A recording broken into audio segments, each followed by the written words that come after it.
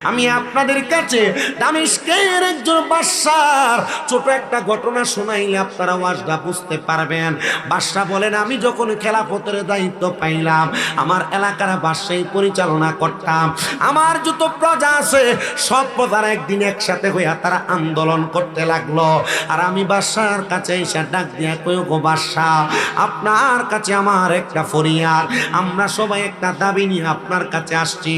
আপনি নিজে দামি বিল্ডিং এ ঘুমান, আমারও বিল্ডিং এ ঘুমানোর ব্যবস্থা করে দেন, অথবা আমরা দামি বিল্ডিং এ ঘুমাইতে পারবো এমন সম্পদের মালিক বানায়া দেন আমাদেরকে।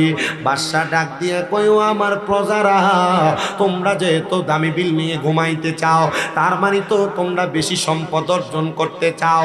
হ্যাঁ গো বাদশা, আমরা বেশি সম্পদ অর্জন করতে চাই।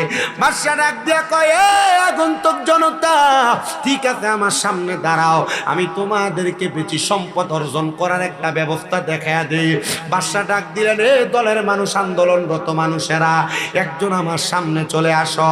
একজনকে সামনে আইনা বাদশা ডাক দিয়ে বললেন, ভাই তুমি সামনে দাঁড়াও। বাদশা তার সেনাপতিরে ডাক দিলেন, সেনাপতিরও সামনে দাঁড় করাইলেন। একজন আমজনতা, একজন হলো সেনাপতি, দুইজনকে সামনে দাঁড় করায়া বাদশা একজনের হাতের মধ্যে দিলেন 500 দিরহাম, আরেকজনের হাতের মধ্যে দিলেন 5 দিরহাম। মারহাবা কোন লোক ডাক দিলেন কয়জন? সব মানুষ চাই কি? সম্পদ, বেশি সম্পদ, বেশি সম্পদ, বেশি সম্পদ।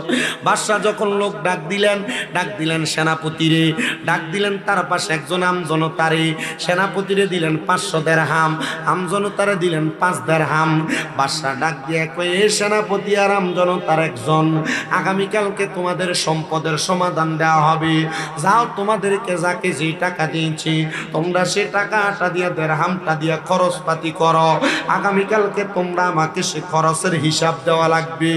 বাদশা যখন এই কথা বলতে, এই কথা বলার সাথে সাথে সেনাপতি 500 দিরহাম পেয়ে বাজারে যায় দামি দামি খানা কিনছে, দামি দামি জামা কাপড় কিনছে। আর প্রজাটা 5 দিরহাম পেয়ে কই, 5 দিরহাম দিয়ে কি করব? 5 দিরহাম আমি বাদশার স্মৃতি হিসাবে আমার কাছে রাইখা দিলাম। যখন রাইখা দেয়, এমন টাইমে একজন ফকির তার সামনে আইসা হাতটা বানায়, আল্লাহর ওয়াস্তে ফি সাবিলিল্লাহ আমারে কিছু দিয়া দেন। এবার ফকির তারে 5 দিরহাম বাহির করে দিয়ে দিছে। সেনাপতি 500 দিরহাম দিয়া কাপড়, জামা কাপড় কিনা, দামি খানা কিনা, সব খানা পেনা করলেন। যখন পরের দিন আসরের নামাজের ওয়াক্ত হয়ে গেছে, এলাকার সব মানুষ দলে দলে বাদশার বাড়ির সামনে, এলাকার সব মানুষ যখন বাদশার বাড়ির সামনে দাঁড়াইলো, বাদশার বাড়ির সামনে দাঁড়ায়া এলাকার সবগুলা মানুষ ডাক দিয়া কয়, ও বাদশা, আপনি কি আজকে আমাদেরকে সত্যি সম্পদ দিবেন? বাদশা বলে, সম্পদ দিব, তবে তোমরা আমার সামনে আইসা দাঁড়াও, বড় একটা চুলার মতো চুল্লি বানাও, বড় একটা আগুনের কুণ্ডলি জ্বালাও। আগুনের কুণ্ডলিটা জ্বালায়া পরোটা তাওয়ার জন্য যে তাওয়া তৈরি করা হয়, এমন একটা তাওয়াকে তোমরা সেটার উপরে দিয়া দাও। বাদশার যেমন কথা তেমন কাজ, কথা মোতাবেক ওই বাদশাটার সামনে সুন্দর করে একটা তাওয়া বানাইলেন, সুন্দর করে একটা চুলা বানাইলেন। চুলার মধ্যে আগুন দিয়া তাওয়াটা চুলার উপরে দিয়া দিলেন। আগুনের গরম এত বাপ, গরম এত সেক লাগতেছে, তাওয়াটা গরম হইতে হইতে একবারে লাল হয়ে গেছে। বাদশা ডাক দিয়া কয়, ও আমার প্রজারা, এবার আসো, কালকে কারে দিলাম 5 দিরহাম তুমি সামনে, কাকে দিলাম 500 দিরহাম তুমি। বুঝতেছেন আপনারা? বুঝতেছেন? সেনাপতি বাদশা ডাক দিছে কয়জন রে? বাদশার কাছে সম্পদের লাগিয়েছে পুরো এলাকার মানুষ। দুইজনরে ডাক দিয়ে, একজন সেনাপতি, একজন প্রজা। সেনাপতি দিছে 500, প্রজারে দিছে 5 টাকা। কি করছে? আল্লাহর রাস্তায় দিয়ে দিছে ফকিরকে। আর সেনাপতি 500 দিরহাম দিয়ে জামা কাপড় খানা যা আছে সব কিনছে। পরের দিন আসরের সময় সবাই আসছে, বাদশা, তুমি আমাদেরকে কি সত্যি সম্পদ দিবা? তো সম্পদ দাও। তো বাদশা বলছে, ঠিক আছে, সম্পদ দিব, তোমরা বড় একটা গর্ত করো, চুলা বানাও। চুলা বানায়া এই গর্তটার, চুলাটার ভিতরে তোমরা আগুন জ্বালাও। আগুনটা জ্বালায়া এটার উপরে বড় একটা তাওয়া বিছিয়ে দাও। কি বিছিয়ে দাও? তাওয়া বিছিয়ে দাও। আগুন জ্বালাইতে জ্বালাইতে কঠিন গরম করছে। কঠিন গরম করার পরে ওই বাদশা ডাক দিয়া বলে, আমার প্রজা, তুমি তোমার 5 দিরহামকে কি করছে তাওয়ার উপরে দাঁড়ায় হিসাব দাও। আচ্ছা, গরম ফরোটা তাওয়ার উপর হাতটা রাখলে কি এটা থাকবো না ফুরবো? এখন যদি ফাও রাখে, ফাও কি থাকবো না ফুরবো? কিন্তু পায়ের চামড়ার তলার একটু শক্ত হওয়ার কারণে একটু সময় একটু হইলো বেশি লাগবে। প্রজা ওই তাওয়ার উপরে দাঁড়ায় ডাক দিয়া কয়, বাদশাহ আমি আমার 5 দিরহাম আল্লাহর রাস্তায় সদকা করে দিছি বলে লাভ দিয়া নাইমা গেছে। একটু গরম বা পানি দেওয়াতে পাটা একবারে ঠান্ডা। এবার এই টাইমে বাদশা ডাক দিয়া কয়, এ সেনাপতি এই তাওয়ার উপরে দাঁড়াও, 500 দিরহাম কি কি কাজে ব্যয় করছো বলো। পুরা ময়দান স্তব্ধ। সেনাপতি কান্না করে দিছে আর ডাক দিয়া কয়, বাদশাহ আপনি কি আমারে এটা বুঝাইতে চাইছেন নাকি যে আমি যত সম্পদ অর্জন করেছি এগুলার হিসাব এমন একটা গরম তাওয়ার উপরে দাঁড়ায়া দাঁড়ায়া দেওয়া লাগবে? পারি না, গাড়ি না, সম্পদ না, মা মইরা গেলে তুমি আপনার সন্তানের লাশ মারি দেওয়ার আগে বাপের জমি জমা ভাগ বাটোয়ারা করালে হারাবাড়ি লাগে। ফেসবুকে না ইউটিউবে এক ভিডিও দেখলাম, বাপের লাশ মারি দিতে দেয় না, কইছে আগে জমি ভাগ করো আর পরে লাশ মারি দিও। এমন অহরহর ঘটনা দেখলাম। বেটা মইরা চেয়ারে ঢেলান দিয়ে রয়েছে, বেটার এই মরা লাশ চেয়ার থেকেও সরাই নাই, এই লাশের টেবিলের উপর থেকে টিপসই নিয়া সম্পদ নিয়ে যাচ্ছে। এজন্য লিখতেছে, আরে চোখেরই পলকে তুমি হতে পারো লাশ, চিরতরে বন্ধ হবে তোমারই নিঃশ্বাস। পারেন তো আপনারা, পোলাপানি বেশি পারে, আপনারা যারা পারেন একটু মহাব্বতে পড়েন। আরে চোখেরই পলকে তুমি হতে পারো লাশ, চিরতরে বন্ধ হবে তোমারই নিঃশ্বাস। হবে এলান তোমারই নাম মসজিদের মাইকে, হবে এলান তোমারই নাম মসজিদের মাইকে। বাড়িওয়ালা নাই রে বাড়ি, নাই রে দুনিয়াতে, বাড়িওয়ালা নাই রে বাড়ি। আরে বাড়ি গাড়ি মেল ফ্যাক্টরি টাকার পাহাড়, বিলাসিতায় কেটেছে জনম কতই অহংকার। আরে বাড়ি গাড়ি মেল ফ্যাক্টরি টাকার পাহাড়, বিলাসিতায় কেটেছে জনম কতই অহংকার। দামি কাপড় ছেড়ে হবে, দামি কাপড় ছেড়ে হবে সাদা কাফন পরিতে। বাড়িওয়ালা নাই রে বাড়ি, নাই রে দুনিয়াতে, বাড়িওয়ালা নাই রে বাড়ি, নাই রে দুনিয়াতে, বাড়িওয়ালা নাই রে বাড়ি।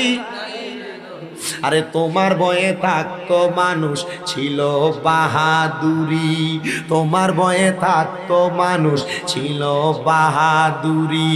ভাবনি হাওয়ায় উড়া তুমি যে রঙ্গিনী ঘুরি, গায়ের কি মুডামি কি শক্তি ফেলা দিয়ে হালায় দেয়। তোমার ভয়ে থাকতো মানুষ ছিল বাহাদুরি, বাবনি হাওয়ায় উড়া তুমি যে রঙ্গিনী ঘুরি। সুতোই টানে দিলে মালিক, সুতোই টানে দিলে মালিক পারবে না থাকিতে। বাড়িওয়ালা নাই রে বাড়ি ইয়াতে, বাড়িওয়ালা নাই রে বাড়ি, নাই রে দুনিয়াতে। চোখেরই পলকে তুমি হতে পারো লাশ, চিরতরে বন্ধ হবে তোমারই নিঃশ্বাস। হবে এলান তোমারই নাম মসজিদের মাইকে, বলো হবে এলান সবারই নাম মসজিদের মাইকে। বাড়িওয়ালা নাই রে বাড়ি, নাই রে দুনিয়াতে, বাড়িওয়ালা নাই রে বাড়ি, নাই রে।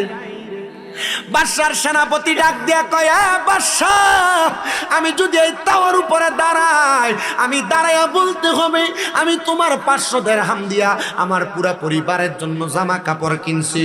আমি দাঁড়াইয়া বলতে হবে এই টাকা দিয়ে আমি খানা পেনা কিনছি। আমি দাঁড়াইয়া বলতে হবে এই টাকা দিয়ে আমি সুগন্ধ কিনছি। বাদশা গো, আমি যদি এই তাওয়ার উপরে দাঁড়াই, আমার পায়ের পাতা আমার পায়ের সাথে থাকবে না, তাওয়ার মধ্যে গইলা যাবে, রান্না হয়ে যাবে। বাদশা গো, একবার বলেন না আমারে কি মাপ দেওয়া যায় না? আমার নবীজি রাহমাতুল লিল আলামিন নবীর একটা হাদিস বাদশা শুনিয়ে দেয়, দুনিয়ার আমার পদার দলেরা, এবার তোমরা বলো কার কত সম্পদ লাগবে, কার কত জমি জমা লাগবে। আমি বাদশা প্রয়োজনে আমার বাদশাই ছেড়া দিতে রাজি, তবুও আমি তোমাদেরকে খুশি করতে চাই, কারণ তোমরা মানুষ, তোমরা যদি খুশি হও আমার আল্লাহ খুশি হয়ে যাবে।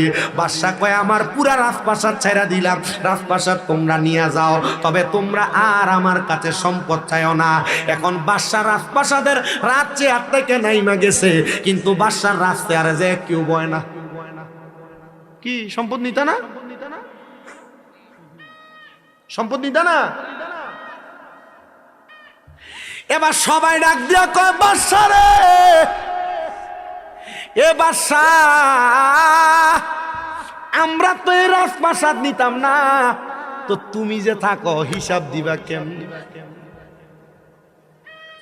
বাদশা হিসাব দিব কেমনে?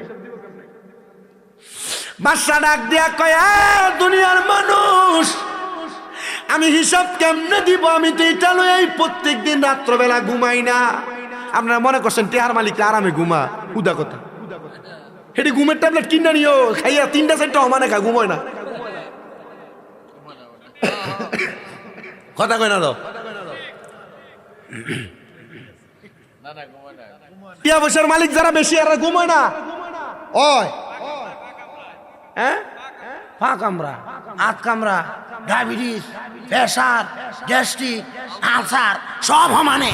কথা কয় না, ঠিক কিনে? আবার আরেক জাতের হইসল আছে যেটি কিপটিয়া, টিয়া পয়সা যা সব ব্যাংকে নিয়ে চুবাইছে। কথা কয় না? এই যে রোজার মাস আইতেছে, একটা গরিব দুঃখীর একটা দিনের ইফতার দিত না। কথা কয় না? একটা গরিব দুঃখীর একদিনে সাহারি কিনে দিত না। হ্যাঁ, মুরগার রান্ডি সবাই সবে খাইবো। এই রমজান মাসটা যে আইবো, গরিব দুঃখী কি দিয়া খায় একবার খবরও লইতো না। হ্যাঁ, এটি টিয়া ডাক্তারে খাইব। কথা কয় না? অনেকটা টেনশন। আমি আমার হুজুরে জি গেলাম, হুজুর ডাক্তারে যে খাইবো তা আমার যে গেলি গেল। আমি তো আপনার এই যে কইলাম যে 300 কেজি কইরা 300 পরিবারের জন্য আমি রেডি করছি। হুজুর তা আমি তো মানুষের খাবাই, বছর তো একবার হলে একটা গরু ছাগল কাটতে মানুষের খাবাই।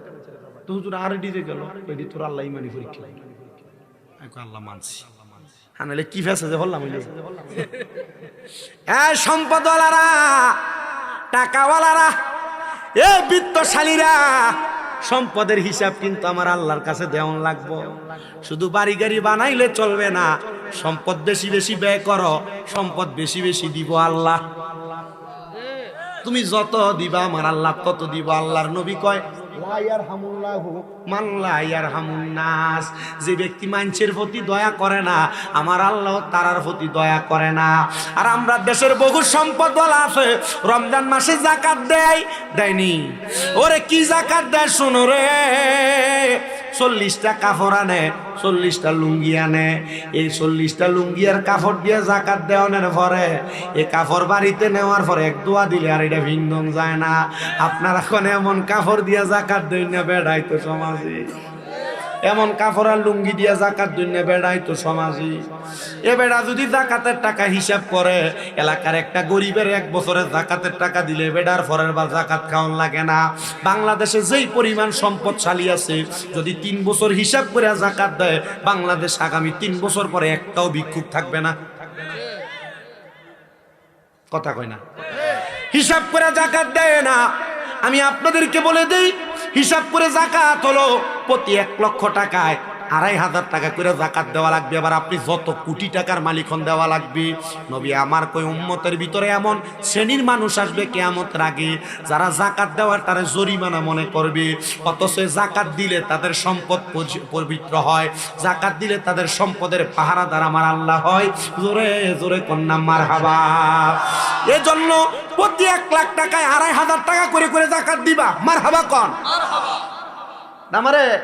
আমার এক চাচা প্রশ্ন করছে, তো যাকাত দে প্রতি 1 লাখে 2,500 করে দিব, কত টাকা? 7.5 ভরি স্বর্ণের দাম হইলে তাইলে না যাকাত দিব।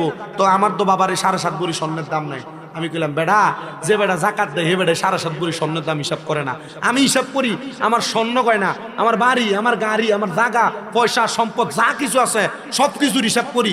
এগুলোর দাম যদি 2 কোটি হয় আমি হিসাব করে প্রতি 1 লাখে 2,500 করে আলাদা করি। এটা আমি করি। আপনি কেন করবেন না? যে বেড়া 1 কোটি দিয়ে টাকা দিতে পারবে, বেড়া কি বাহি 7 লাখ 8 লাখ দিয়ে টাকা দিতে তো না? কথা কই না। যাকাত দিবেন, আপনার সম্পদ নিরাপদ হবে, সম্পদ পবিত্র হবে। মারহাবা কয় না? আর বেড়াই তখন যাকাত দেওয়াটার জরিমানা মনে করে না। যাকাত দিবেন বেশি কইরা। কাদির কাপের মানুষের কি কষ্ট হইতেছে? বাসার পুরাটাও আজকে আপনারা শুনবেন। আমার সময় মোটামুটি আমি শেষের দিকে নিয়ে যাচ্ছি। আরিফুল ইসলাম তাহিরি সাহেব আইবো, তারপরে আমি মোটামুটি বিদায় নিয়ে যাব। আপনার কি কষ্ট হইব? আমি আমার ওয়াজটা শেষ করি, আপনারা একটু ধৈর্য লইয়া বইবেন।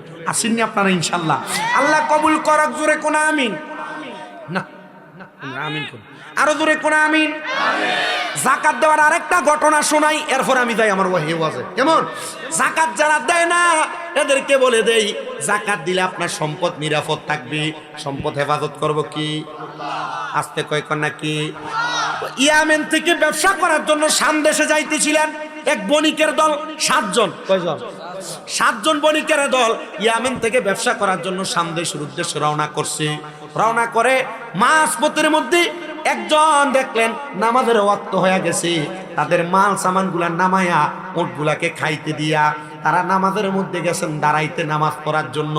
নামাজে দাঁড়ানোর পরে 7 জনের 6 জন নামাজ পড়বে, একজন মালগুলা পাহারা দিবে। এমন টাইমে আরবের বণিকরা ডাকাইতে ধরত। ডাকায় যারা ইহুদিবাদ ছিল তারা ডাকাইতি বেশি বেশি করত। ওই ডাকাইতি করার জন্য মাল সামানগুলো নেওয়ার জন্য আরবের ওই বণিকের সামনে আইসা ডাকাত দলের আক্রমণ চালাইছে। সে বারবার বাধা দেয়, কিন্তু ডাকাত দলেরা তার বাধা মানে না। যখন বাধা মানে না, সে দৌড়ে গেছে নামাজীদেরকে ডাক দেওয়ার জন্য। এ বণিক বাদশারা, আপনাদের যত মাল আছে আপনাদের মালগুলা এখান থেকে ডাকাতেরা নি। আজকে কাজীর কাছে কি হইলো? তোমরা কি করতেছো? আজকের মতো শ্রোতা তো আমি কোনোদিন পাই নাই। এরা তো ভদ্র শ্রোতা, তোমরা পোলাপানে এমন ডিস্টার্ব করতেছো কেন?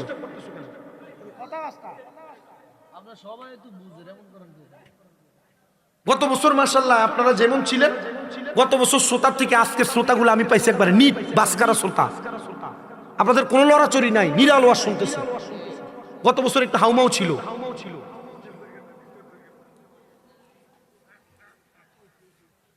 বিএনপি ভাস্করণী ভালো হয়ে গেছে। আমরা বিএনপি জ্ঞান, হ্যাঁ আচ্ছা বাদ দিন, বাদ দেন। রাজনীতির আলাপ মাতি না, স্টেজের ভিতরে রাজনীতির কথাগুলো খাদ্য লাগেছে। এটা ভালো না? এটা না কোন ভালো। বহুত মোল্লারা দেখবেন স্টেজের ভিতরে আইয়ে ওয়াজ করতে, হ্যাঁ রাজনীতির কথা। যেটি স্টেজের ভিতরে রাজনীতির কথা বুঝবেন যে এটা সিটার। তোর দাওয়াত দিছে কোরআন হাদিসের কথা, তুই কি রাজনীতির কথা কইস? এর সিস্টেম হইলো রাজনীতির কথা কইলে এ দল আর হে দল একটা মুড়ামুড়ি লাগবে আর হ্যাঁ বাইরে লইব। দেখেন ইউটিউবের ভিতরে উত্তরবঙ্গের বহুত মোল্লারা রাজনীতির কথা ভিডিও লাগে আছে না? আমি সিঁড়ি আমি বুঝি, আমি কইলে একটা গুতা দিয়ে কিচ্ছু তৈরি কর। আমি বহুত হুজুরের সিধা করছি অনার রাজনীতির ওয়াজ করেন। এটি এমন বাইরে হলো তো যে ভিডিও খাইছে। এটি কি নাড়া? এগুলারে আপনাকে ওই দিকের বাসায় কি কইনি রে? নাড়া মৌলবি, নাড়া হুজুরি। তোর দরকার আছে, তোর দামাত দিছে মানুষের হেদায়েত করবার লাই।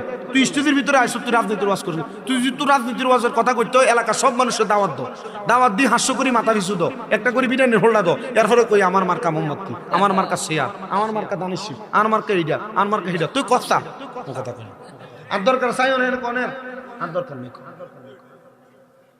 ওয়াজ করনের লাই ওয়াজ করি তো যে কথা যাকাত এখন আমাদের জন্য এটা খুব জরুরি হয়ে দাঁড়াইছে। রোজা 3 দিন পরে কথা কই না, ঠিক কি না? তো যাকাতের ওয়াজ যেহেতু করতেছিলাম, ডাকাত দল আইসা তাদের মালগুলা নিয়ে যাবে। একজন পাহারা দেয়, 6 জন নামাজ পড়ে, একজন কে আর 6-7 জনের লগে হারে। সে যতবার বাধা দেয় তারে দূরের মধ্যে সরাইয়া দিয়া গেছে। এ মুসলমান, দূরে যখন সরাইয়া দেয় সে দেখে আর জাকাত ডাকাইতদের সাথে সে আর পারতেছে না, দৌড়ে গেছে। 6 জন একসাথে যখন নামাজ পড়ে, যে ডাক দিয়া কয়, এ বণিকেরা, তোমরা যে নামাজ পড়তেছো তোমাদের সব মাল তো ডাকাইতে নিয়ে যাইতেছে। বণিকের 6 জন নামাজে 6 জনের ভিতর থেকে 5 জন নামাজ ছেড়ে দিয়ে দৌড় মারছে মাল বাঁচাইবার লাগিয়া। 6 জনে দৌড় দিছে মাল বাঁচাইতে, একজন দৌড় দেয় না, এ নামাজ পড়তেছে। কয়জন দৌড় দেয় নাই? সমাজে কি সব বালা নি? উগ্গা দুগ্গা বালা থা সব গুণ হুঙ্গা ঠাউট বাটফা, ঠিক নি? আল্লাহ জানে 2-1টা বালা জানি কই আছে। আরে 2-1টা বালা আছে দেখে দুনিয়া হলো দুনিয়া আছে, আর এটা জাহান্নাম হয়ে যেত। এ দুনিয়ার মানুষ শোনা, 5 জনে দৌড়ে দেখে যখন ওই একজন 6 জনকে ডাক দিতে আসছে, ডাকাত দলেরা মাল নিতে না পাইরা ওই মালের ভিতরে আগুন ধরে দিছে।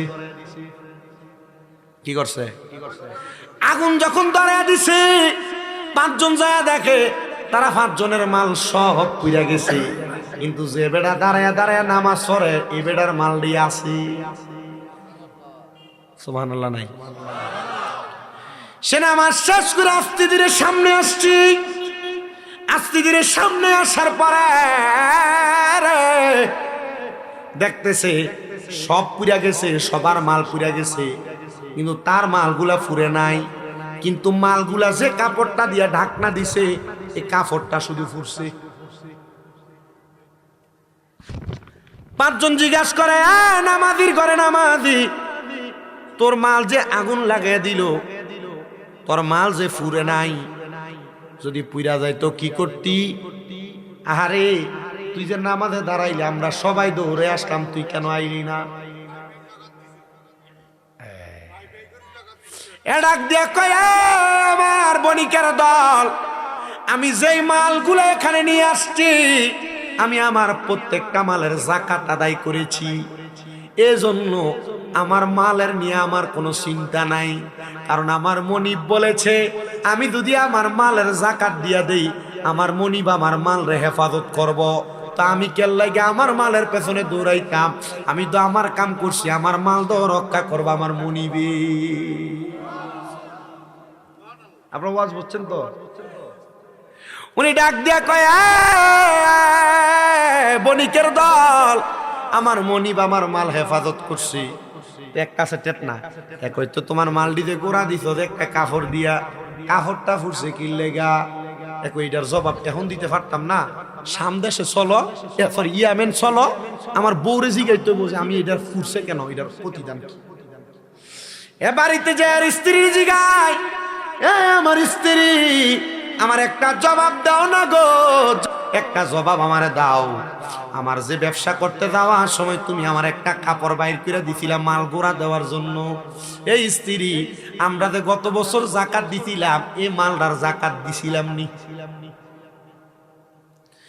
স্ত্রী কয়, স্বামী গো, কেন কোনো সমস্যা? বলে হ্যাঁ।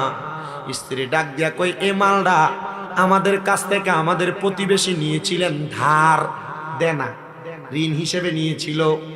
ঋণ হিসেবে নেওয়ার কারণে আমরা এই মালটার যাকাত দেই নাই। বলে যাকাত যেহেতু দেও নাই, বাহিরে আইয়া কই, ভাই শুনো, আমার যে কাপড় দিয়ে আমার মালগুলা ঘোরা ছিল, এই কাপড়টা পুরার কারণ হইল আমি গত বছর আমার সব মালের যাকাত দিছি, কিন্তু এই ঢাকনা দেওয়া কাপড়টার যাকাত দেই না। একজন কয় কেন? এই কাপড়টা ছিল আরেকজনের কাছে ধার হিসেবে। বলে ধার হিসেবে যদি কারোর কাছে কোনো টাকা পয়সা থাকে, আর ওই টাকা পয়সা পাওয়ার যদি সম্ভাবনা থাকে, তাহলে ওই ধার দেওয়ালা টাকারও যাকাত দেওয়া। এত সোজা না? ঠিক আছে তো? বড় কঠিন, আবার খুব সহজ, মানলে সহজ। মানে এত দেয় না। এই যে বালুগুলা কিসির মিচির করে, দেখছেন বালুগুলা? হ্যাঁ, বালুগুলা কিসির মিচির করে না? এগুলা কি? এগুলা কারুনের সম্পদ। কার সম্পদ? কারুনের সম্পদ। এরা কইছে বারবার মুসলমান যাকাত দেও, জাকাত দাও, এ জাকাত দেয় না। আমার সম্পদ আমি জাকাত দেব কেন? এত সম্পদ আছিল, 12টা না 7টা উজ বুঝাই কইরা এর সম্পদের চাবি বহন করন লাগবে। 70টা আমি চিন্তা করছে, শুধু সম্পদের চাবি বুঝাই করা লাগবে। এ যখন জাকাত দেয় নাই, সাথে সাথে আল্লাহ এগুলা ধুলার সাথে মিশিয়ে দিচ্ছে। এই ধুলার ভিতরে কারণের সম্পদগুলো কিছু মিছিল। আল্লাহ গো, তাহলে আমরা যারা জাকাত দিই না, আমরা সম্পদ আল্লাহ ইন্ডিয়া না হিন্দিয়া বাইর করে নিয়ে যায়। কথা কয় না, ঠিক কিনা? কাজীর কাপ যুব সমাজ এলাকাবাসীর এই ঈদ মিলাদুন নবী উপলক্ষের মাহফিল যেন হয় আমাদের একটা জীবন পরিবর্তনের ওয়াজ। খালি ওয়াজই করলাম, কোনোটার আমলে করলাম না। গতবার ওয়াজ করে গেলাম স্বামী স্ত্রীর মোহাব্বতের, স্বামী স্ত্রীর দায়িত্ব কর্তব্যের, ওমা বেরিয়ে এই বছর আউনি বিষাদ দিচ্ছে। তো ওয়াজ বুঝে আপনারা ধরবো, জীবন দত্ত ওয়াজ ধরে না। কাজীর কাপের হোলান কে কে আছে একটু আত্মলছে। কাজীর কাপ বাড়ি কার কার? সবাই তো কাজীর কাপ বাড়ি। মারহাবা, আদনামান ওয়াজ ধরন লাগবো। তাহলে জাকাত দেওয়ান লাগবো না না লাগবো? কথা বলে জাকাত দেওয়া লাগবে। আবার শুনেন ওই বাদশার কথা, মনে আসেনি? বাদশা যখন সম্পদের হিসাব দেয় না, বাদশা যখন বলে আমি আমার সম্পদ নিয়ে চিন্তা করে রাত্রে বেলা করে ঘুমাই না, বলে কি করেন? কয় মাত্র 2-3 ঘন্টা কোন রকম ঘুমাই। তখন আমি যখন ঘুমাই না, আমি রাত্র তাহাজ্জুদের নামাজ পড়ি। নামাজ পড়ে আল্লাহর কাছে আমার সম্পদের কারণে যেন আল্লাহ জাহান্নাম না দেয়, আমি কান্নাকাটি করি। বাদশা ডাক দিয়ে কয়, দুনিয়ার মানুষ শোনো রে, শোনো, আমি বাদশার জীবনে এমন অনেক বড় বড় ঘটনা ঘটছে। বাদশা কয়েকদিন আমি তাহাজ্জুদের নামাজ পড়তে উইটা আমি ওযু করার জন্য আমার বাড়ির নদীর কিনারায় গেছি। কই গেছে? নদীর কিনারায় গেছে। নদীর কিনারা যে ওযু করবে বাদশা তাহাজ্জুদ নামাজ পড়ার জন্য, দেখতেছে নদীর পাড়ে আরো 60 জন মানুষ দেখা যায়। বাদশা কয় আমি মনে করেছিলাম আমি একা একা তাহাজ্জুদ নামাজ পড়ি, এখন দি দেখি আমার এলাকার ওই 60 জন মানুষ আছে তাহাজ্জুদ নামাজ পড়ে। বাদশা কয় এই 60 জন বড় ভাগ্যবান যারা আমার আল্লাহর কাছে তাহাজ্জুদ নামাজ পড়ে দোয়া করে।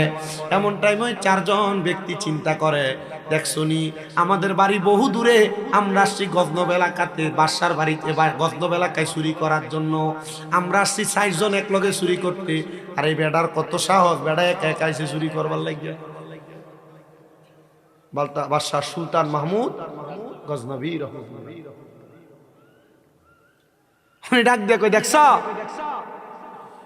বাদশাহদেরকে দেখা খুশি হয়েছে, রাত্রে ডাক দিছে এদেরকে একটু পুরস্কৃত করবে। ডাক দিয়ে কয়, এলাকার মানুষ তোমরা আমার সামনে আসো। তারা 4 জন সামনে আসছে। তো বাদশা কোনো কথা বলার আগে 4 জন ডাক দিয়ে কয়, আপনার তো সাহস কম না, আমরা 4 জন আইছি চুরি করতে, আপনি একা আইছেন চুরি করতে। বাদশা কয়, ঘটনা উল্টারি। 4 জনে কয়, বাদশা এ ভাই, আপনি যে চুরি করবেন একা একা কি আর করবেন, আমরা 4 জন চুরি করব, আসেন একসাথে চুরি করি। বাদশা কয়, এক লগে যে চুরি করবো ভাগ দিবা কেমন?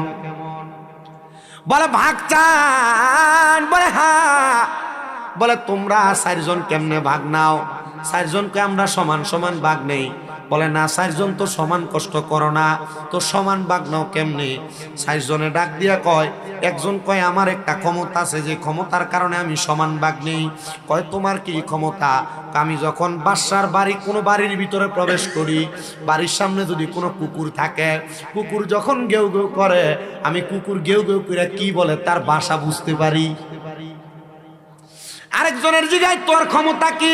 ডাক দিয়ে কয় আমার ক্ষমতা হইল যত বড় গেটের সামনে যাই, এটা তালা যত কঠিনই হোক না কেন, আমি ইশারার মাধ্যমে ওই তালাটারে আমি ভাঙতে পারি। আরেকজনরে ডাক দিয়া কয় তোর ক্ষমতা কি? এ ডাক দিয়া কয় আমার ক্ষমতা হইল আমি ঘরের মধ্যে ঢুকার পরে নাকের গ্রানটা টান দিলে কোন জায়গায় কি মাল আছে আমি নাকের গ্রান দিয়া বলতে পারি। আরেকজনরে জিগায় তোর ক্ষমতা কি? উনি ডাক দিয়া কয় আমার ক্ষমতা হইল আমি রাত্রবেলা যারে দেখি দিনের বেলা তারে চিনি, দিনের বেলা যারে দেখি রাত্রবেলা তারে আমি চিনি। বলে যেহেতু চিনো ও ভাই, তাহলে তোমরা লগে আমারে লইয়া যাও, আমারও সমান ভাগ দিও। 4 জনে ডাক দিয়া কয় আপনার কি এমন গুণ আছে আপনি সমান ভাগ নিবেন? উনি ডাক দিয়া কয়, আমি যদি ডান দিকে তাকাই তাহলে ফাঁসির আসামি মাফ হইয়া যায়, আমি যদি বাম দিকে তাকাই অনেক মানুষের জেল হাজত মাফ হইয়া যায়। বলে ঠিক আছে, আমরা যদি ধরা খাই তাহলে আপনারই আমরা দরকার লাগবো। চলেন আজকে আমরা ছোটখাটো কোনো জায়গায় চুরি করব না, আমরা আসছি বহু দূর তাইকা, আমরা বাদশা সুলতান মাহমুদ গজনবীর বাড়িতে চুরি করাম। একসাথে 4 চোরা বাদশারা লইয়া যায়। তো বাদশার বাড়ির সামনে একটা কুকুর, এটা ঘেউ ঘেউ করে।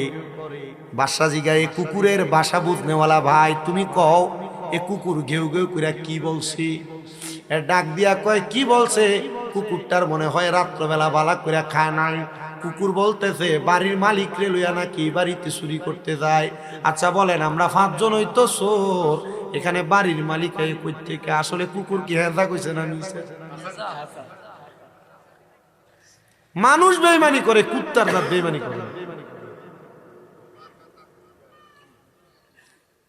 এটার উদাহরণ আমার নিজের ঘরের দরজা। আমার নিজের ঘরের দরজার সামনে কুত্তা একটা থাকে, এটার পা ভাঙছে, আমি এটারে দড়ি দিয়া বাঁধছি, ওই ইয়া দিয়ে কাপড় দিয়া টানা দিয়া বাঁধছিলাম, বান্ধার পরে পাও ভালো হয়ে গেছে। এটার পা এই ঘাড়ের ভিতরে কেটা জানি কিতা দিয়ে খুব দনে সামনে উঠে গেছে, একবারে ফুচে গেছে। আমি পাউডার আইনা, ব্রুক পাউডার আইনা 1 প্যাকেট ডাইলা দিছি, কারণ ডইলা তো দিতে পারতাম না, দিছি। পুরারা মাশাআল্লাহ শুকিয়ে গেছে। আজকে সকালে আমি বললাম না মাদারীপুর মাহফিলে গেছি, আসার সময় আমি আইছি, তো আমার আম্মা আবার ওই সকালবেলা তো হাঁটায় ব্যায়াম করে, তো হাঁটতে হাঁটতে আমাদের ওই যে বাড়িতে থাকি এই বাড়ি থেকে আমাদের পুরান বাড়ি আছে, পুরান বাড়ির দিকে হাঁটতে হাঁটতে আইসি। এবারে আমার ফোন দিছে, রে তুই কো? আমি গেছি, আমি তো চলে আসছি মেডিকেল রোডে। ও আচ্ছা, যাইতে আমার লইয়া দেখ, আমি না আসি। আমি এবারে লইয়া গাড়িতে করে গেছি, যাওয়ার পরে কুত্তাটা ঘরের সামনে থেকে রাস্তা দূরে চলেছে। ধরেন এখান থেকে আপনাদের ওই ইয়া যতটুকু এত দূর, গেট যত দূরে দূরে চলে আসছে, দৌড়ে দৌড়ে এজন আইসে। আমি কইছি কামড় দিব তো? না কামড় দিত না, আমার হাতে লাড়ি আছে। এটা দৌড়ে দৌড়ে আম্মুর সামনে সামনে গেছিলাম। এটা রাত্রবেলা যখন ঘুমাই, ওই আমাদের বাড়ির উল্টা পাশে পুকুর ওই ফাট দিয়ে কেউ আইতে গেলে এটা ঘেউ ঘেউ ঘেউ করে লয়ে ফেলে। আমি চিন্তা করে দেখলাম, আমার জীবনে বহু বন্ধু বান্ধব পাইছি যেটি আমার লগে থাইকে আমার লগে খাইয়া বেমানি করছে। অন ফোন দিল, ফোন ধরে না, সালাম দিল মাথা নইল দিল, মাথা ঘিরে দেয়, আমার কি তুই ঠিক না? তেমন মানুষ যদি বেঈমানি করে, আদম জাত, কুত্তার জাত বেঈমানি করে। কুত্তা কি করে না?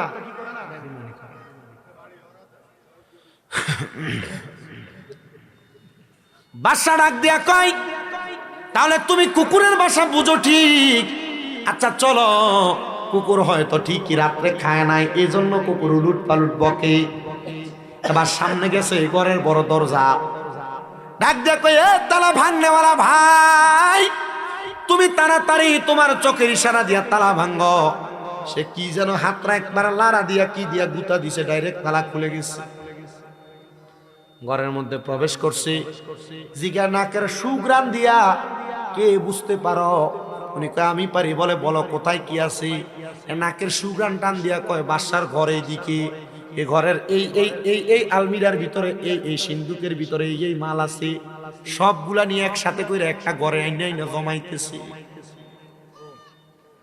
সব যখন একসাথে জমাইছি, এমন টাইমে চারদিকে আযান দেয়, আসসালাতু খায়রুম মিনান নাওম।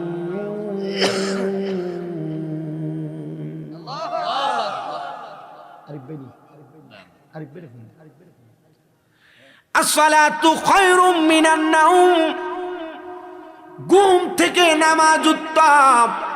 যখন আযান হয়ে গেছে, আযান হওয়ার সাথে সাথে বাদশা কয়, তারা যখন মালগুলা নিয়ে একটা ঘরে গেছে, আমি তাহাজ্জুদ নামাজ ওই দিন তারার কারণে পড়তে পারি নাই, কিন্তু ফজর নামাজ তো সারা যাবে না, আমি তারার একটা ঘরে ঢুকাইয়া বাহির থেকে তারার দরজাটা মাইরা দিছি। আটকে বাচ্চা নামাজ পড়াম, ডোল টঙ্কার বাজে পুরা গজনবের মানুষকে একসাথে করছে। এই গজনবের মানুষ গো, বাদশার বাড়িতে চুরি করতে চাই, চোরাইছি। আয়ো আজকে তোমরা সবার সামনে বিচার হবে, তোমরা সবাই চলে আসো।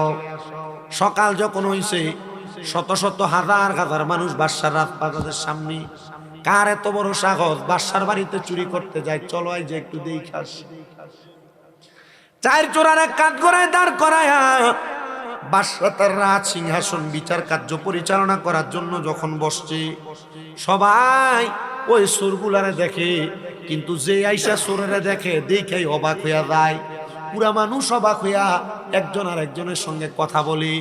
বাদশা কয় সবাই থাইমা যাও। সবাই চুপ হয়ে গেছে। একজন দাঁড়ায় কয় বাদশা, এমন 14 জীবনে দেখলাম না। 4 জন চুরি করতে আসছে, কিন্তু 4 জনের ভিতরে 3 জন মনে হয় বেশি ভয় পাইছে, 3 জন কান্দে, কিন্তু 1 চোরা দিয়ে দেখতাছে হাসতাছে।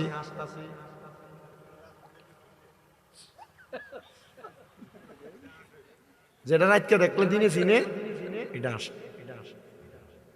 বাদশা ডাক দিয়ে কয়, এ চোরের দল, এ 3 জন তোমরা কান্তাছ, তুই কার লাগা হাসস? হে ডাক দিয়ে কয় বাদশা,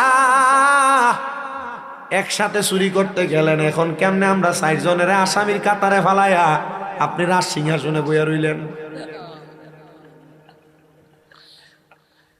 ওয়াজ যে কই নিতেছে আসতেছে, ওয়াজ সবটির গায়ে পড়বো।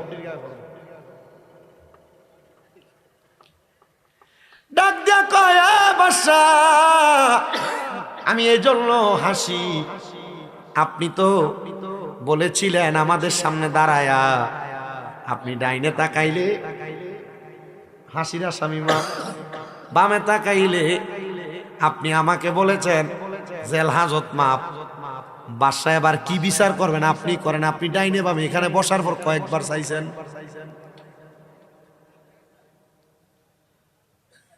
বাদশা ডাক দিয়া কয়, 4 জন চোর অন্য কোন জায়গায় চুরি করতে যাইতা ঠিক আছে, তোমাদেরকে আমার কথা মোতাবেক মাফ করে দিব, আমিও আদা খেলাপ করব না। তো চুরি করতে আসছো কেন? চুরি করা তো মহাপাপ। আল্লাহর কোরআন বলে যারা চুরি করে তাদের হাত কেটে দাও। আর যদি কোনো এলাকার প্রজা চুরি করে তাহলে ওই এলাকার বাদশার হাতটা কাইটা দাও। তুমি কোন এলাকায় বাড়ি, তুমি চুরি করতে আসছো, তোমার বাদশা কি? মানে আপনার এলাকায় আপনি মেম্বার, আপনি চেয়ারম্যান, আপনি এমপি, আপনি মন্ত্রী, আপনার এলাকার কোন সাধারণ জনগণ যদি চুরি করে, তাহলে আল্লাহর কোরআন এবং নবীর হাদিস দুইটা যাচাই করে বলে কোন মানুষ চুরি করলে তার এলাকার বাদশার হাত কেটে যাবে। কি লেগে? কারণ বাদশা তাদের তদারকি ঠিক মতো করে নাই। হে খাইতে পারে কিনা, হে কাজকর্ম করে কিনা, চলতে পারে কিনা, বাদশা তদারকি করলে চুরি করতে আসতো।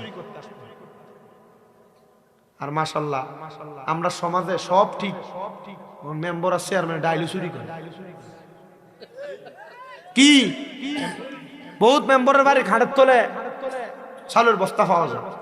আমি আপনাদের এলাকার কথা, আপনাদের এলাকার মেম্বার জন না আছে কইয়েন, চেয়ারম্যান জন না আছে, আমি এমন বহুত দেখছি। চাউল পাই 20 কেজি, আরে দেয় 10 কেজি এক বালতি। কথা বলে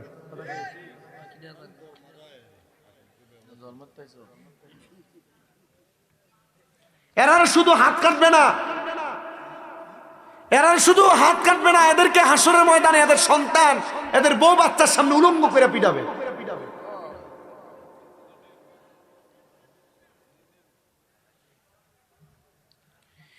প্রিয় আল্লাহর বান্দা, রাসূল পাকের উম্মত, একটু মনোযোগ দিয়ে শোনার চেষ্টা করবেন, একটু অন্তরের কানটা লাগিয়ে শোনার চেষ্টা করবেন।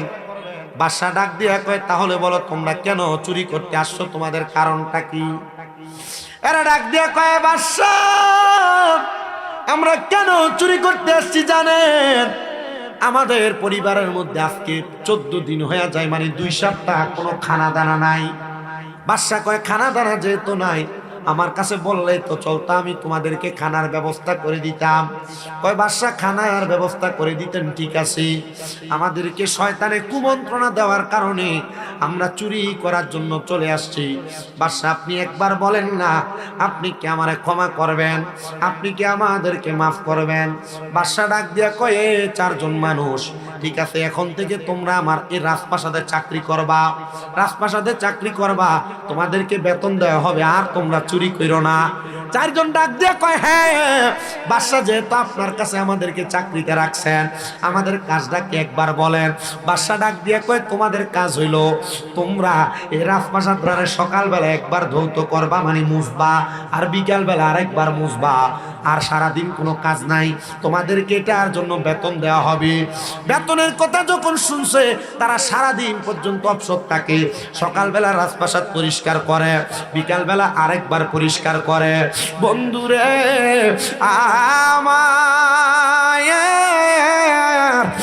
আমার কাজের কাপড়ে মানুষ শোনা, বাদশাহ এক সপ্তাহ পর্যন্ত তাদের কাজ কামগুলা দেখতেছি, বাদশাহ ঘুমায় না, বাদশাহ ভালো করে খানা খায় না। কখন জানি এরা চুরি করে আবার বাদশার বাড়ির মালগুলা নিয়ে পালায়া যায়। বাদশাহ যখন ঘুমায় না, এক সপ্তাহ পরে বাদশাহ গেছেন একটু আরাম করার জন্য, বাদশার ঘুম আসে না। বাদশাহ এবার বলে, যখন আমার ঘুম আসতেছে না, আমি তাড়াতাড়ি অজু বানাইলাম, অজুটা বানায়া আমি তাড়াতাড়ি নামাজে দাঁড়াইলাম, 2 রাকাত নামাজ পড়লাম, আল্লাহ যেন আমার শান্তির সাথে একটু ঘুম দেয়। আমি নামাজটা পড়লাম, নামাজের মুসল্লার ভিতরে আমি যখন চোখটা বন্ধ করলাম, আমার ঘুম চলে আসছে। আমার ঘুম যখন চলে আসছে, ওই ঘুম আসার পরে আমি হঠাৎ করে দেখতেছি কে যেন আইসা আমারে ডাক দেয়, ওগো সুলতান মাহমুদ গজনবী, ও সুলতান মাহমুদ গজনবী, তোমার এত বড় সাহস, তুমি আল্লাহর 4 জন বুজুর্গরে তোমার বাড়ির চাকর বানায় রাখছো।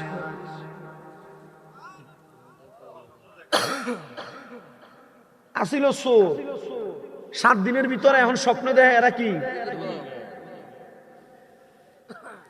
ওরে জোর করিয়া বুঝতে গেলে তার ঘটে মরণ জ্বালা, কে বুঝিতে পারে না রে ওলি আল্লাহর। আরে হুজুর 10 মিনিট কেন, আরে জীবনটা আমরা তেনা তেনা বানাই দিলাম, জীবনে অত নামাজ করিনি। আইয়ে বলে কোন মাজারে বলে আছে শারস্তি মাছ, অত তো কাছে না। আরে কেউ বুঝিতে পারে না রে ওলি আল্লাহর খেলা, আরে পীর মুর্শিদের খেলা, আরে জোর করিয়া বুঝতে গেলে তার ঘটে মরণ জ্বালা, আরে জোর করিয়া বুঝতে গেলে তার ঘটে মরণ জ্বালা, কেউ বুঝিতে পারে না রে ওলি আল্লাহর খেলা, আরে পীর মুর্শিদের খেলা। ওরে 36 বছরে কারোর কেনাগি ফুটে না, আবার 6 মাসের কালের দয়াল পায় যে 16 আনার দয়াল, পায় যে 16 আনা, দয়াল জোর করিয়া দিবে তোরা, জোর করিয়া, জোর করিয়া দিবে তোরা বাবার যত প্রেম জ্বালা, কেউ বুঝিতে পারে না রে পীর মুর্শিদের খেলা, আরে ওলি আল্লাহ খেলা, আরে কেউ বুঝিতে পারে না রে পীর মুর্শিদের খেলা, আরে ওলি আল্লাহর খেলা। কথা কোন ঠিক কিনা? আল্লাহর ওলিদের কুদরতি খেলা কেউ বুঝতে, এজন্য আল্লাহর ওলিদেরকে সম্মান করবেন, তাজিম করবেন, ইজ্জত করবেন। আমরা সম্মান তাজিম সব করি, কথা সত্য, কিন্তু বাংলাদেশে নতুন বহু পীর পাওয়া যায়, ওই ফিসা বাবার সিগারেটও খায়, আছে কথা কন্যা ঠিক কিনা? বাংলাদেশে এমন বহু ফিসাব আছে, বেরিয়ার সামনে লইয়া বইয়া তাহে খোদার কসম করে কই, এটা হক্কানি ফিন্না, এটা শয়তান, এটার যে ফির মানবো এটা নিজেও জাহান্নামে যাইব। আমি চিন্তা করি আর হিসাব মিলিয়ে দেখছি, যে ফির সিগারেট খায় এ ফিরের মুরিদ হয়তো অবশ্যই গাঞ্জা খায়, কারণ ফির সাহেব যদি সিগারেট খায় মুরিদ গাঞ্জা খাবে, এটাই স্বাভাবিক কথা। কথা কন না ঠিক কিনা? মুসলমান ইমানদারেরা সাবধান সতর্ক হয়ে যাইবা। দেখছেন নি বাংলাদেশে 5 আগস্টের পরে 90টার উপরে মাজার ভাঙছে। এটার কারণ কিন্তু ওই পিসাবেরা। যদি মাজার গুলাতে ভাঙছে, দেখছেন নি মাজার গুলাতে ভাঙছে, প্রত্যেকটা মাজার ভাঙছে, আমার কলজাত বড় আঘাত লাগছে। কিন্তু আমি চিন্তা করছি মাজার গুলা কিল লেগে ভাঙলো। পরে হিসাব মিলে দেখলাম মাজারের যে পিসাব আর খাদেমরা আছে, মুরিদানরা টেহাডি লইয়া লইয়া এরা পকেট গরম করছে।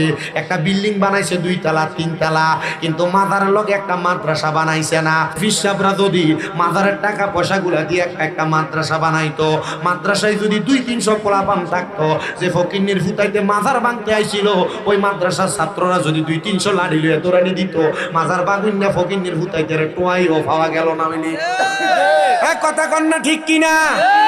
আজকে থেকে যে পিসাবের কোনো মাদ্রাসা নাই, এই পিসাবের কোনো হাদিও নাই, যে পিসাবের দরবারে কোনো মাদ্রাসা নাই, পিসাবের গরু ছাগল দেওয়া বন্ধ।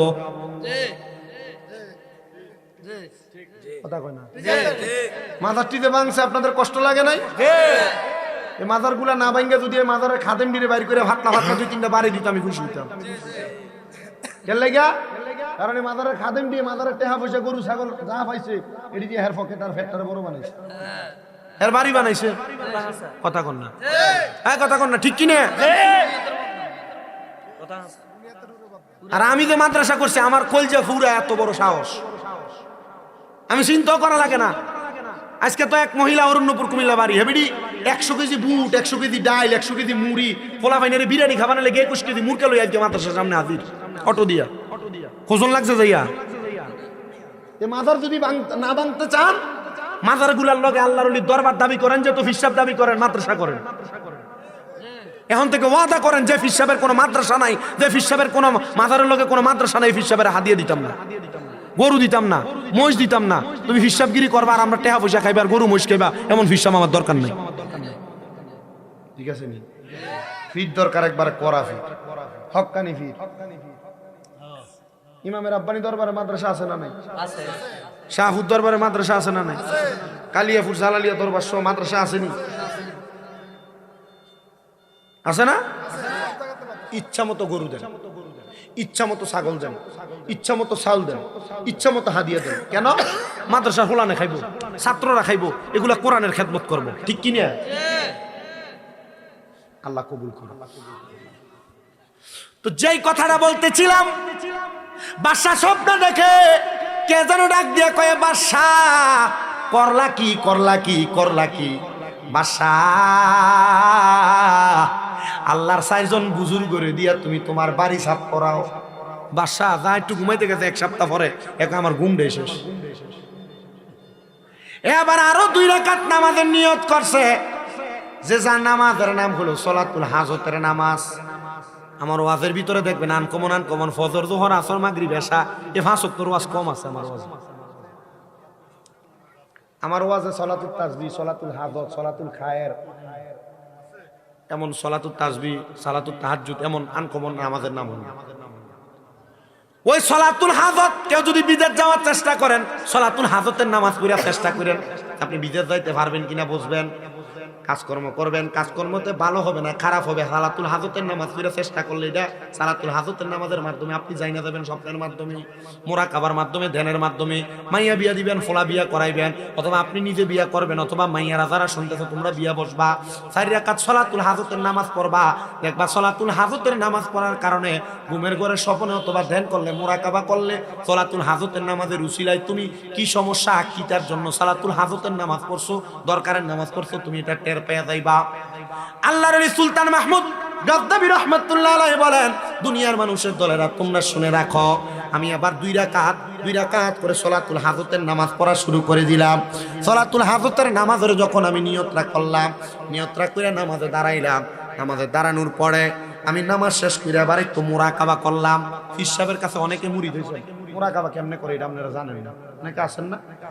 আমি আমার সারা বাংলাদেশের যত ভক্তবৃন্দ আছে আপনাদের দোয়ায়, সারা বাংলাদেশে কোনো জায়গা বাদ নেই, আল্লাহর এটা অশেষ রহমত। আমার অনেক ভক্ত মিলে, এই যে আমার আম্মা অসুস্থ হয়েছে কইলাম না, আমার আম্মার খেদমত করে বরুড়ার এক মহিলা, কিছুদিন আগে মোটামুটি 6-7 মাস করে গেছে নরসিংদীর এক মহিলা, হোমনা থেকে এক মহিলা এসে করে, আমার ভক্ত। আমি যদি কইছি আমার মার খেদমত করি না, বেরিয়ে লাগবে একবার যদি কই আছে, সারা বাংলাদেশে বহুত বেরিয়েতে বই থাকবে নিয়ে আমার আম্মার খেদমত করবেন না, বহু আছে। আমি আমার বাড়িতে এখন একটা মাহফিল চালু করছি না, করলে যে কত হাজার মানুষ যে আমার বাড়িতে হইব আল্লাহ ছাড়া কেউ জানে না। আপনারা দাওয়াত দিলে যাইয়েন, কোন সময় হনলে শামীম রেজার বাইত মাহফিল যাইয়েন। এই বাদশাহ নামাজের নিয়ত করছে, সালাতুল হাজতের নামাজ। কেমনে পড়ে সালাতুল হাজতের নামাজ? সূরা ফাতিহা একবার, একটা সূরা মিলাইবা, রুকু করবা, সেজদা করবা, সেজদার ভিতরে সুবহানা রাব্বিয়াল আলা 3 বার পড়া তোমার যে দরকার ওই দরকারটা সেজদায় বাংলা ভাষায় কইবা। এমন ভাবে 2-2 করে 4 রাকাত নামাজ আদায় করবা, দেখবা আমার আল্লাহ তাআলা তোমার সব হাজত পূরণ করে দিবে।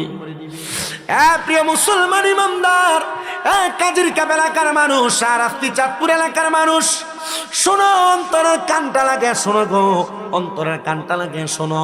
এবার আল্লাহর বান্দা সালাতুল হাজতের নামাজ পড়া আল্লাহর কাছে কয়, আল্লাহ আমি যে স্বপ্ন দেখলাম এই স্বপ্নটা কি সত্য নাকি? কোন 4 জন ব্যক্তি যারা আল্লাহ আপনার বুজুর্গ বান্দা, এদেরকে আমি আমার বাড়ির চাকর বানিয়ে রাখছি।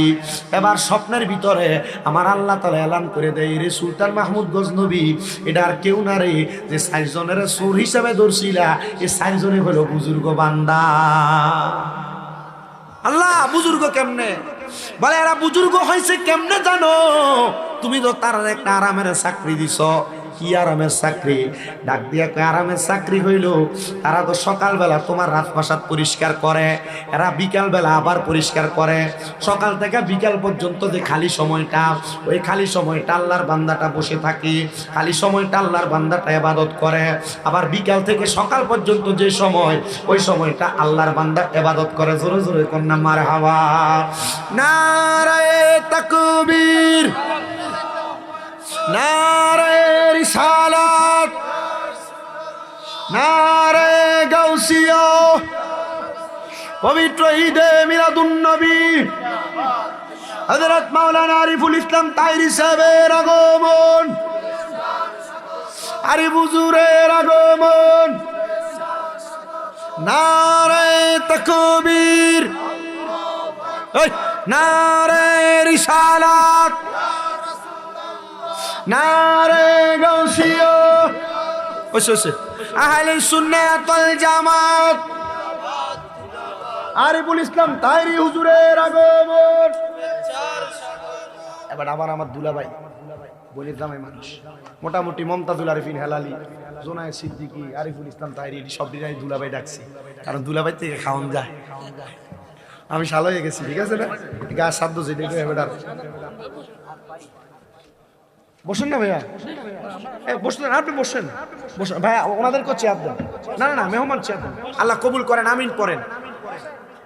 ওয়াস আর কুদ্দুর বাহির হচ্ছে, কুদ্দুর এটা আপনি কনে আই আল্লাহ এটা কুদ্দুর বাড়াই দিচ্ছে, আমি আরো আগে শেষ করে দিই। আপনার কি আসেননি? তবরুক আছে না মাহফিলে? ফোন করি কো আল্লাহ বেশি করে কটা তবরুক দুইটা তো মাশাআল্লাহ কন্যা। আপনারা খুশি হয়েছেন হুজুর আইসেছে, এইগুলো আসতে আরো জোরে কোন। হ্যাঁ, এটা যে দুলাভাই আপনারা এটা পছন্দ করবেন, মহব্বত করবেন, ভালোবাসবেন। হ্যাঁ, এটা আপনি কোনো এটার প্রতি কোনো দাবি টাবি আসেনি? কোন সাবধান, ভবিষ্যতে আর সামনে আইতে কিছু গায়ে দিস, হুঁশিয়ার আইতে। আল্লাহ কবুল করুক, আমিন কন। যেই কথা বলতে এবার আপনি কিন্তু বয় রেখে ওয়াজ করতেছি, শোনেন, কারণ আমি ওই কেউ জীবনে বয়রে ওয়াজ কিন্তু দুলাভাই তো আবদার আছে, রাহমদের ভয়। আমিন কন। আল্লাহ দুলাভাই বানাইছে আবদার রহমজন যা, আল্লাহ কবুল করুক, জুড়ে কোন আমিন। এবার ওই বাদশা ডাক দিয়ে কয়, তাহলে যেহেতু তারাই আল্লাহর বুজুর্গ হয়, তাদেরকে সামনে ডাক দিলাম, বললাম ও 4 জন বুজুর্গ, আপনারা যেহেতু আল্লাহর ইবাদত কইরা মাত্র 7 দিনে আল্লাহ তাআলার নৈকট্য অর্জন করেছেন, তাহলে আপনারা এখন আর আমার বাড়িতে কাজকর্ম করা লাগবে না। আল্লাহর দোহাই লাগে আমি সুলতান মাহমুদ গজনবীরে আপনাদের চাকর হিসেবে রাখিয়া দেন, আর আপনার 4 জন মিলা গজনব এলাকার বাদশাহী দায়িত্ব পালন করেন। সুলতান মাহমুদ এই কথা বইলা তাদের পায়ে পড়ে গেছে, ডাক দিয়া কয়, এ আল্লাহর বান্দা, তোমরা বলো না আমাদেরকে কি ক্ষমা করবা, আমারে কি মাফ করবা? তারা কয়, বাদশা আমাদেরকে কিছু সামান দিয়া দেন, আমরা চলে যাই, আপনি আপনার বাদশাহী চালান। বাদশা ডাক দিয়া বারবার নামাজের মুসল্লায় কান্দে, আল্লাহ গো, আপনার বুজুর্গ বান্দাদেরকে দিয়া যে আমি কাজ করাইছি, আল্লাহ আপনি আমারে মাফ করছেন নি, আল্লাহ আপনি আমারে মাফ করছেন নি, আল্লাহ আপনি আমারে মাফ করছেন নি। এবার হঠাৎ করে বাদশা সুলতান মাহমুদ বলে, আমি হঠাৎ করে দেখলাম বাবারে, বড় বড় বাদশা হইয়া যদি নবী নবী কইয়া জীবন কাটায়, আমরা সুন্নি মুসলমান, আমরা গরিব হইতে পারি, আমরা নবী নবী করতে রাজি আছি না নাই? কারা কারা রাজি আছি? ডান হাত তুলে আমার আল্লাহকে দেখায়, জবান খুলে জোরে কোন আল্লাহু আকবার। ওরে নবীর তাজিমে একটু দাঁড়ালে কত জনে কত কথা কয়, নবীর তাজিমে একটু দাঁড়ালে কত জনে কত কথা কয়, দিলে সালামি আমরা তো জানি, এ দিলে শান্তি কত হয়। যে না বুঝার সে বুঝবে না, মোরা সুন্নিরা নবীর দিওয়ানা, সুন্নিরা নবীর দিওয়ানা। বলো কে কি বলে শুনবো না, মোরা সুন্নিরা নবীর দিওয়ানা। ও মোদের মন্দ বলুক বলুক, ভণ্ড বলুক, মোদের মন্দ বলুক বলুক, ভণ্ড বলুক, মোরা জানে দিতেও ভয় করি না, মোরা কারো কথায় কানে দিব না, মোরা সুন্নিরা নবীর দিওয়ানা। আহলে সুন্নাত ওয়াল জামাত জিন্দাবাদ জিন্দাবাদ, আহলে সুন্নাত ওয়াল জামাত জিন্দাবাদ জিন্দাবাদ, আহলে সুন্নাত ওয়াল জামাত জিন্দাবাদ জিন্দাবাদ, আহলে সুন্নাত ওয়াল জামাত জিন্দাবাদ জিন্দাবাদ, জিন্দাবাদ জিন্দাবাদ জিন্দাবাদ জিন্দাবাদ। নবীকে ভালোবাসি বলে মোরা আজ অপরাধী, নবীকে ভালোবাসি বলে মোরা আজ অপরাধী, তবুও ভালো বেসে যাব হোক মরণ যদি, এই কথা আশেক ছাড়া কেউ বুঝবে না, মোরা সুন্নিরা নবীর দিওয়ানা, সুন্নিরা নবীর দিওয়ানা। আহলে সুন্নাত ওয়াল জামাত জিন্দাবাদ জিন্দাবাদ। আই কি বাজ যেতাম না, তারপর জোরে কন্যা একবার শেষ করে দি যায় না। আহলে সুন্নাত ওয়াল জামাত জিন্দাবাদ জিন্দাবাদ, আহলে সুন্নাত ওয়াল জামাত জিন্দাবাদ জিন্দাবাদ, আহলে সুন্নাত ওয়াল জামাত জিন্দাবাদ জিন্দাবাদ, আহলে সুন্নাত ওয়াল জামাত জিন্দাবাদ জিন্দাবাদ জিন্দাবাদ জিন্দাবাদ জিন্দাবাদ জিন্দাবাদ। আল্লাহ কবুল করেন, জোরে কোন আমিন। যতগুলা বিষয়ের কথা বলছে প্রত্যেকটা বিষয়ের উপর আমল করার চেষ্টা করবেন। আমার লাগে একটু বেশি করে দোয়া করবেন, আমার আম্মা আব্বার লাগে একটু দোয়া করবেন, আমার মাদ্রাসার ছাত্রগুলোর জন্য দোয়া করবেন, আমার মাদ্রাসার ছাত্র অভিভাবকগুলোর জন্য দোয়া করবেন। আয় হুজুর আমরা একটা বেশি করেছি আল্লাহ, আমরা চেহারার দিকে বারবার চাইতাম জি, আমরা চেহারা তো এর আগে দুইবার দেখা হয়েছে, আপনারা দোয়া করবেন নি। আর অনেকেই দোয়া চাইছে আমার কাছে, দোয়া করবো ইনশাল্লাহ আপনাদের জন্য। আর আমার মাদ্রাসাটা কুমিল্লা চকবাজার নূরপুরে, অনেকেই ঠিকানা চাইছেন, তাহফিজুল কোরআন হিফজ মাদ্রাসা। আপনারা ইনশাল্লাহ আমার মাদ্রাসায় যদি ছাত্র দিতে চান নিয়ে যাবেন। হ্যাঁ, আমার বাড়ি কুমিল্লা আরকু ধনপুর, কুমিল্লা আরকু ধনপুর। আপনি দোয়া করছেন কেন হুজুর?